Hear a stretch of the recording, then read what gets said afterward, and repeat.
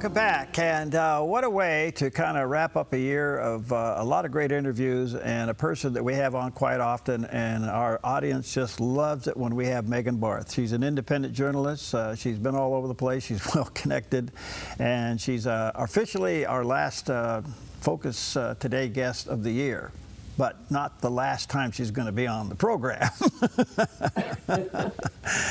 Earlier I said you're the jalapeno on a lot of people's pancakes. Oh my goodness. Well, I'm happy to be, yes. I'd rather be someone's shot of whiskey or a jalapeno. I'll take either one. Well, okay. How are you? Good to see you. Happy New Year.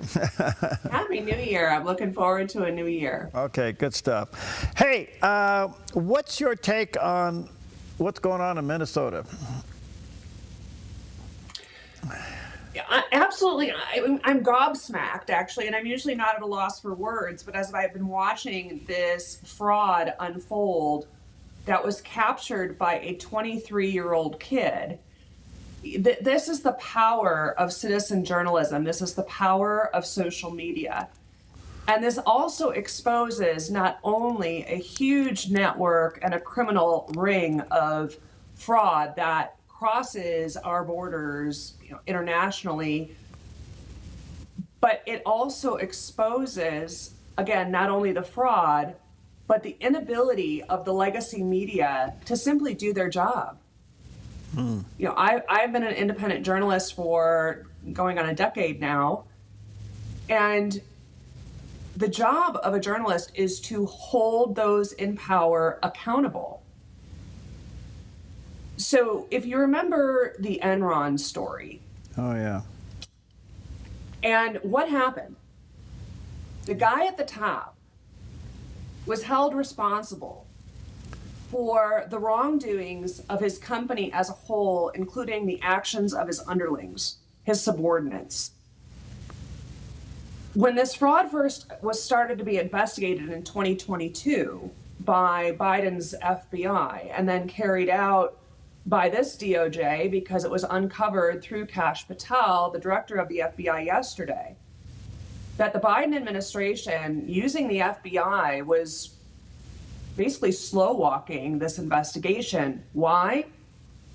Because it implicated friends of the Biden administration. Geez, who could that be? Could it be Kamala Harris's running mate, Tim Walz, the governor of Minnesota? So there was percolating of this fraud going on through Alpha News, which is an independent news agency in Minnesota. But the Minnesota Star Tribune didn't think it was necessary to pick it up. The AP didn't think it was necessary to pick it up.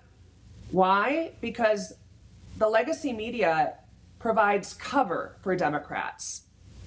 They don't cover Democrats fairly. And so this amount of fraud that this 23-year-old kid named Nick Shirley brought to light using simply a cell phone and a list of what an independent researcher found as far as shell companies disguised as daycare companies or home health care companies, specifically within the Somali community, exploded. When you look at the Somali community on the average, well, first, if you look at the American community, on the average, like American citizen community, I'm talking about people that were born here, raised here, start businesses here. Right. The average autism rate, I think, across the country is around maybe 10%. In specific demographics, it's anywhere from like 5 to 10%. In the Somali community, it's like over 80%. And why is that? It's not because Somalians have a high propensity of having autistic children. It's because if Somalians claim they have autistic children, they get more federal aid. So what you're seeing is daycare centers, autism centers, learning centers, home health care centers specifically explode within this community. And it's not because they care about the community. It's because they care about the federal dollars that they can pillage and send abroad. It has been confirmed by Scott Bennett, who's the acting director of the IRS, or the acting commissioner of the IRS, that the Somali community was using something called MBAs, which is a banking system that is outside of the federal banking system, in order to launder money and send it as far as Somalia or to the Middle East. Now, the IRS under Scott Bennett has not confirmed that this money was used for terrorism. But what is Somalia and the Middle East known for? Terrorism. So I'm looking forward to the culmination of this investigation, and I think we've really just scratched the surface, because this is not just a problem in Minnesota. It is a problem where you have a high concentration of Somalian pirates, because that's what this culture is known for. When you look at Dearborn, Michigan, for example, it's nicknamed Dearbornistan. When you look at the high number of Somali immigrants in California, you can bet your bottom dollar there's going to be a problem there. Washington State, Oregon State, wherever there is a high concentration of Somalians, they are finding these shell daycare companies, learning centers. Now, if I had children, the last place I would send my child for daycare would be to a building that looks like it is from Mogadishu. It has blacked out windows. It doesn't have any yard. It doesn't have, two entrances. It has the blinds drawn if the windows aren't blacked out. Does that look like a learning center that you want to send your child? Absolutely not. Wow. Boy, there's a lot there. Okay.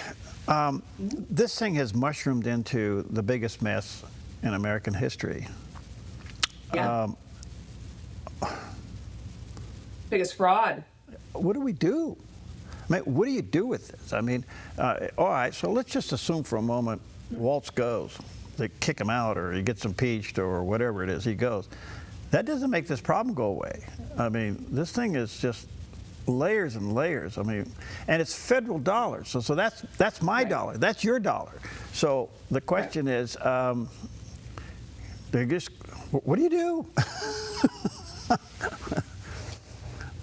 Well, you have to put pressure on the state to delicense these facilities until they can prove that they are actual facilities that they say they are, according to the documents they filed with the Secretary of State within that state, whichever state that is, whether it's Michigan or Minnesota or wherever. Once they are decommissioned, and then they'll have to apply for or reapply for a license. But once they're decommissioned, if there is fraud, and obviously they found plenty of it already through Feed the Future, which was the $250 million worth of fraud that the Somali rings had established in Minnesota, and was telling the federal government that they were feeding thousands and thousands of students, and they actually fed no students, and they took hundreds of millions of dollars from the federal government and used it to lavishly buy, luxury goods, boats, vacations, cash. You seize their assets. And federally, you seize their assets.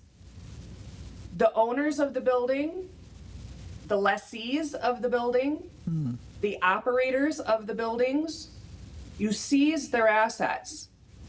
And then what you do is you deport or denaturalize and deport every single person, including the families that used these facilities that were actually just getting cash kickbacks.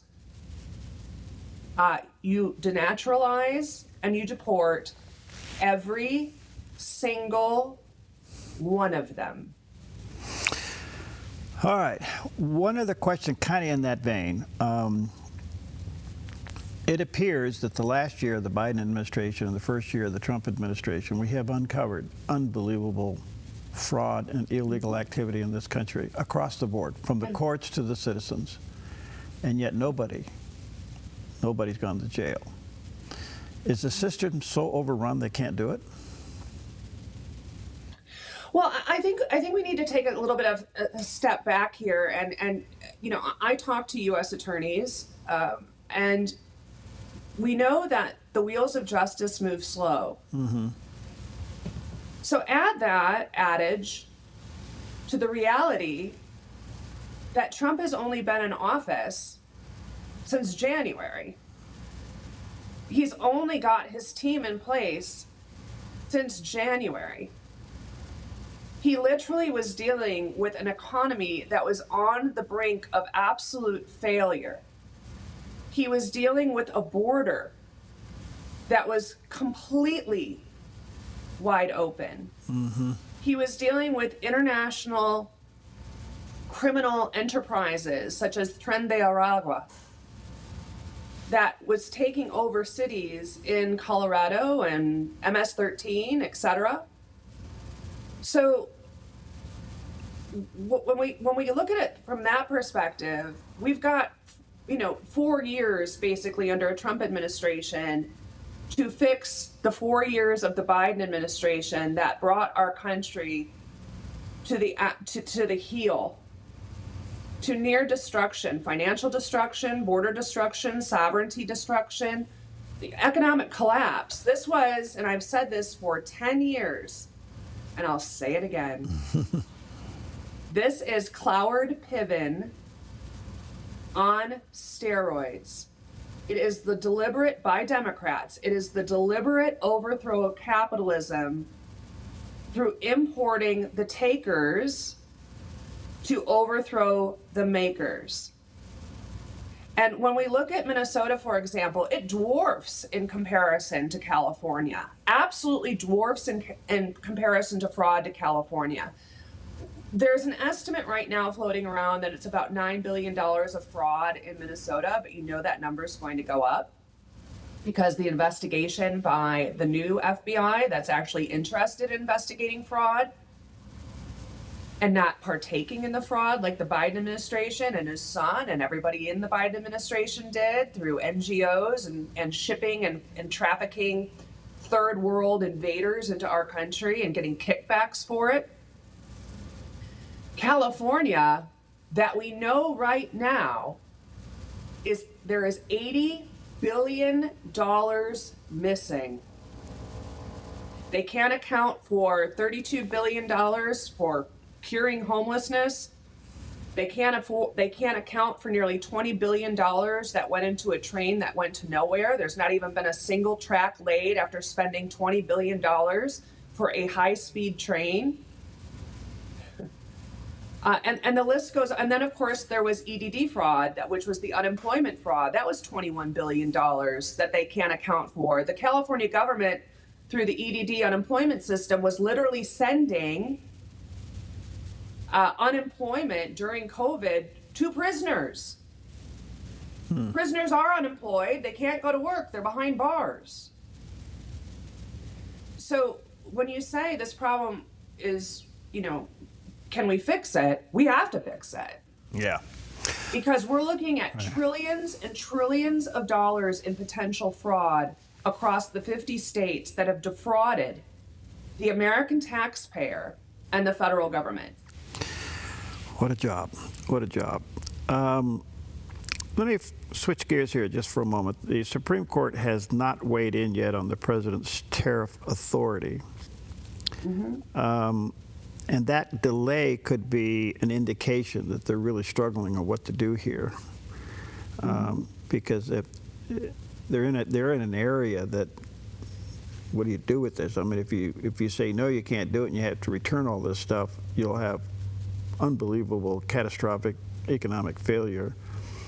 Do you have any idea which way they're going or what the thinking may be? I mean, I realize that's a big question and it would be totally hypothetical, but do you have any idea what's going on? I think this is one of the most important decisions that the Supreme Court is going to make, besides the birthright citizenship question that they are also considering. I have absolutely no idea how they're going to go, but I will say this. This case has absolutely no business being under the purview or the consideration of the Supreme Court. You want to talk about overstepping judicial authority? They should have never even heard this case in the first place. Who is the Supreme Court to determine economic policy? We never even had the IRS for decades. Actually, 100 years. Hundreds of years. We never had that. We had tariffs. So the president has the ability to set economic policy. This is the economic policy, constitutionally so. Now, you have to remember the Supreme Court, we've got 3 wild cards. We've got Amy Coney Barrett, John Roberts, and Neil Gorsuch. So Roberts usually sides with the liberal, brain-dead Supreme Justices, the DEI justices on the Supreme Court.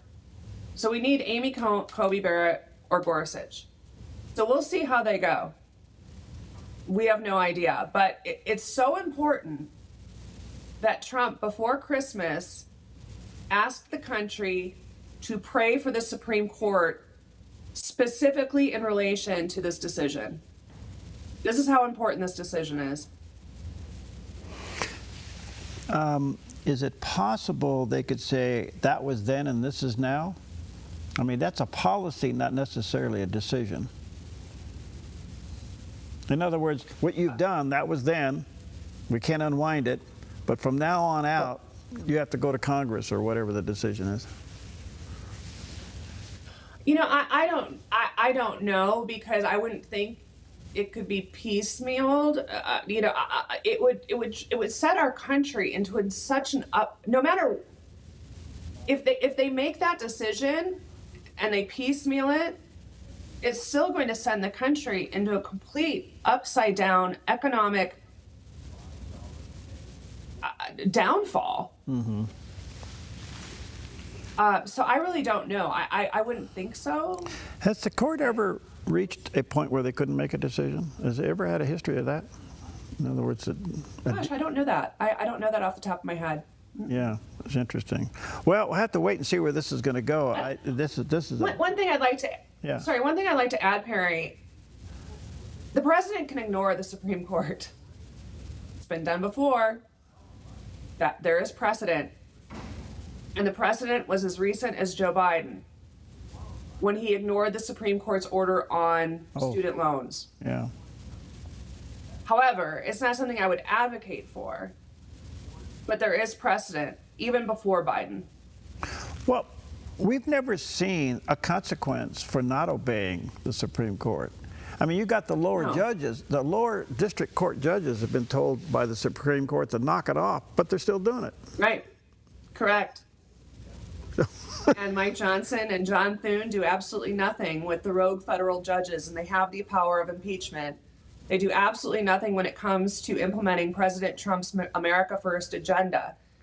If they had an interest in implementing the executive orders that Donald Trump has signed, that's something that they could have done in the first 10 months of the presidency and actually worked more than an elementary school teacher who gets 3 months off a year and 25 holidays. Yeah. All right. Before I run out of time here, how do you think the midterms are shaping up? Oh, you know, it's so funny. I'm glad you asked that. You know, I'm an observer, and I've seen all the noise. And every single month, the Democrats are claiming that they're going to trump the midterms, and the press is claiming that the Democrats have a lead, and the, you know, the pollsters, who are completely, historically, consistently always wrong, you know, claims that MAGA is fractured and it's going down. Blah. We have a year, a little less than a year. There's a lot that can happen between now and then, and obviously, we're seeing a lot of fraud. We're seeing the rise of citizen journalists go throughout the country and starting to expose fraud. And what you are seeing are Black Americans, Hispanic Americans, white Americans, let's just call us all Americans, realizing that the Democratic Party is part of one of the largest international fraud rings ever to hit our shores. Yeah. Americans are tired of being ripped off. Yeah. Yeah. We are tired of being taxed to death. Yep. And we are tired of taking care of third world invaders who have zero interest Yep. in assimilating to the American culture. I'm out of time. Wish I had you for another hour. Alrighty. Thank you.